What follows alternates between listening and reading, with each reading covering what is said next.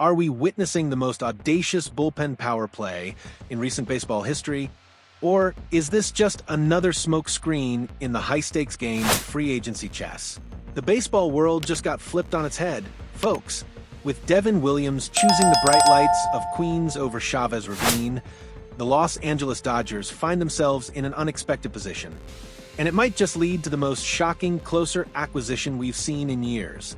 The whispers are growing louder, the rumors are intensifying, and suddenly the unthinkable is becoming thinkable. Edwin Diaz in Dodger blue. Let me paint you the picture of what's unfolding right now in the free agent market. It's like watching a high-stakes poker game where all the big chips just got pushed to the center of the table, and the Dodgers are sitting there with a hand nobody saw coming. Just days ago, the relief pitcher landscape looked vastly different. Devin Williams was the crown jewel everyone wanted. The Dodgers had positioned themselves as serious contenders, their checkbook ready, their need obvious. Then, boom, Williams signs a 3-year deal with the Mets. Raisel Iglesias heads to Atlanta. Ryan Helsley plants his flag in Baltimore. The market that once seemed bottomless suddenly looks like a dried-up riverbed. But here's where it gets absolutely fascinating.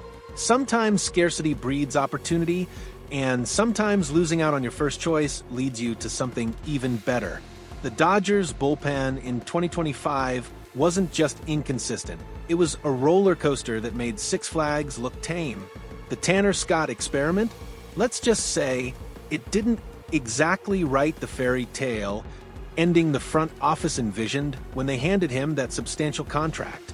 Night after night, fans watched leads evaporate, watched potential victories slip through their fingers like sand, watched a championship-caliber roster undermined by ninth-inning chaos. That's the context. That's the wound that needs healing. And Edwin Diaz might just be the surgeon they need.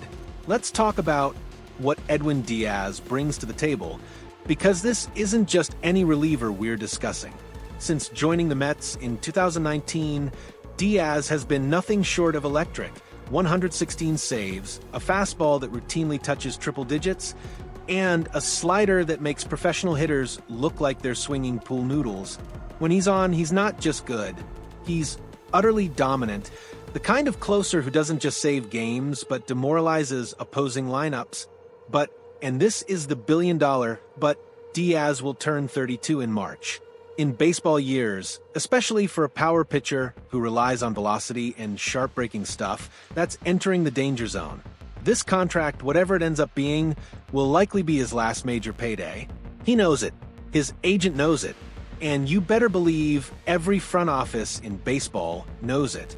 The conventional wisdom suggested the Dodgers wouldn't go near Diaz. Why would they? They just watched the Tanner Scott deal turn sour. They've preached financial flexibility.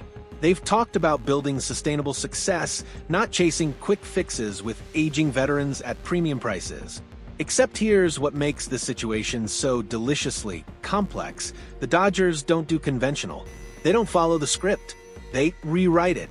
Why this actually makes perfect sense, think about the Dodgers' current reality. They've got a rotation that could potentially run 6 deep, a luxury most teams would kill for. Their lineup remains one of the most potent in baseball. Their farm system continues producing talent. The one glaring weakness? The back end of the bullpen. The one thing standing between them and another championship run? Ninth-inning reliability. According to Mets insider Anthony DiComo, the Dodgers have emerged as the surprise favorite to land Diaz. Read that again, the favorite, not a dark horse, not a long shot, the favorite. That's not speculation. That's insider intelligence suggesting serious conversations are happening behind closed doors. Here's the strategic brilliance. If this goes down, Diaz on a high AAV, short-term deal. Think about it. Instead of committing 5 or 6 years to a reliever who might decline, you go all in for 2 or 3 years at a premium rate. You're buying his prime years, not paying for his decline. You're getting the shutdown closer your championship window demands right now when it matters most. And let's address the elephant in the room. Would the Mets really let Diaz walk after just signing Devin Williams? That's the million-dollar question. Was Williams brought in to replace Diaz or to set up for him? If it's the former, the Dodgers have a clear path. If it's the latter, this becomes a bidding war that could get absolutely wild. The market reality, check the remaining free agent reliever pool, still has names. Pete Fairbanks, Luke Weaver, Tyler Rogers, Kenley Jansen, Imagine It Reunion, Robert Suarez, Emilio Pagan. These are quality arms, but none of them carry the elite, game-changing presence of Edwin Diaz.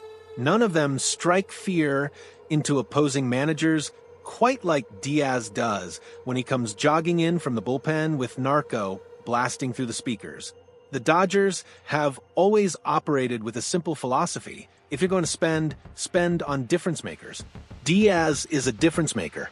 He's the kind of player who doesn't just improve your team incrementally, he transforms your entire late-game strategy. Suddenly, a lead after 6 innings becomes nearly insurmountable. Suddenly, your starters can pitch with confidence, knowing there's a legitimate shutdown artist waiting in the wings.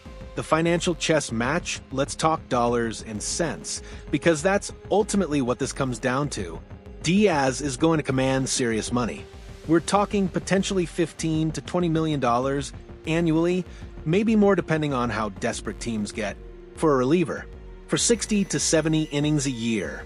That's the market reality, and it's why so many teams balk at paying closers.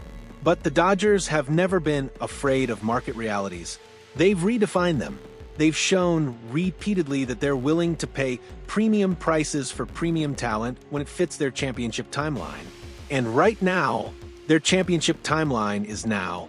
The question isn't whether they can afford Diaz. They absolutely can. The question is whether they believe the risk is worth the reward. After the Tanner Scott experience, there's understandable hesitation. Fool me once, shame on you. Fool me twice? Yet here's the counterargument. Diaz isn't Scott. His track record is longer, his dominance more consistent, his reputation more established. He's a proven commodity in the biggest market in baseball, performing under the brightest lights. That counts for something. From the Mets' perspective, this is fascinating theater. They just committed to Devin Williams, sending a clear message that they're serious about contending. But does that message include keeping Diaz or replacing him? The front office has been characteristically tight-lipped, but actions speak louder than words. If the Mets let Diaz walk to their National League rival, it's a statement. It says they believe Williams can handle the closer role, that they're comfortable with the transition, that they're prioritizing financial flexibility over sentiment. It would be a cold, calculated business decision. Exactly the kind of move that either looks brilliant or disastrous depending on how 2026 unfolds. But if they fight to keep both, that's a different statement entirely. That's the Mets saying they're going all in, that they're building a bullpen fortress, that they're not letting the Dodgers or anyone else dictate their roster construction. That's a bidding war, and bidding wars get expensive fast. The Dodgers' decision point. So, here we are at the crossroads of one of the most intriguing free agency scenarios of the winter.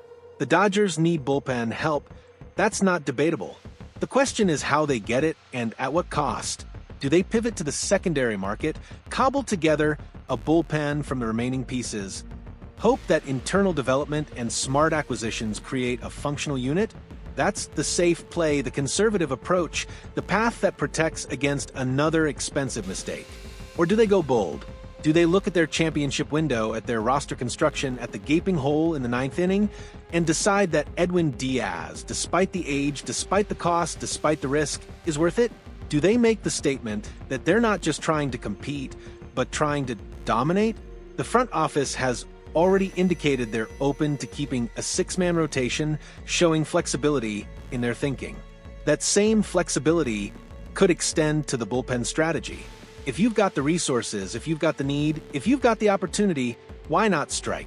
The broader implications this potential move ripples beyond just the Dodgers and Mets.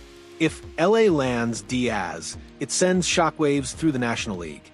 The Giants, the Diamondbacks, the Padres, they're all watching this unfold, all calculating what it means for their own championship aspirations. A Dodgers team that was already formidable suddenly becomes even more dangerous with a legitimate closer. It also sets a precedent for reliever contracts moving forward. If Diaz gets a massive short-term deal, other elite closers will point to it as the market standard. If he settles for less, it might signal a market correction that's been brewing for years. The verdict here's the bottom line. This is exactly the kind of bold, unexpected move that defines championship organizations. The Dodgers didn't become a perennial powerhouse by playing it safe. They got there by identifying opportunities, by being willing to take calculated risks, by understanding that championships aren't won in spreadsheets. They're won on the field in the ninth inning when everything's on the line. Edwin Diaz represents that opportunity. He's the elite closer the Dodgers haven't had in years. The missing piece that could transform a good bullpen into a great one. The difference between another playoff disappointment and championship glory. Will it happen? That's the billion-dollar question we're all waiting to see answered. But the fact that we're even having this conversation, that the Dodgers have emerged as the favorite, tells you everything you need to know about their ambitions for 2026. The free agent market just got a whole lot more interesting. Buckle up, baseball fans. This ride is far from over. What do you think? Should the Dodgers go all in on Edwin Diaz, or is this a risk too far after the Tanner Scott experience? Drop your thoughts in the comments below, and smash that like button if you're as hyped about this potential move as we are. This could be the signing that defines the Dodgers season. Let's discuss.